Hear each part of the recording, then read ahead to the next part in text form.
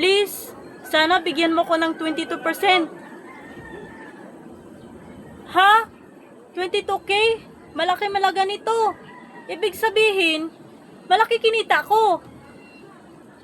Mama, magtrabaho na ako 22,000 ang kinita mo? Malaki malaga yan. Dapat ipa-private mo yan. Bakit ipa-private ko, ma? Para hindi nila makita, marami manluloko ngayon. At lalo na katrabahuhan mo.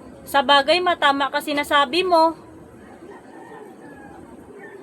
Sige po, mama, papasok na ako. Sige anak, ingat ka. Hello, Ate Mary. Hi, Shane. Mayaman ka na, no? Gusto mo ba sumama, ligo tayo sa swimming? Ikaw magpalibre sa amin ng entrance at pagkain? Ayoko sumama sa'yo. Pera lang hinahabol nyo para makalibre ko kayo. Kung ganyan ka, huwag ka na pakipagkaibigan sa akin. Umalis ka na sa harapan ko. Alis. Bahala ka sa buhay mo, Shane.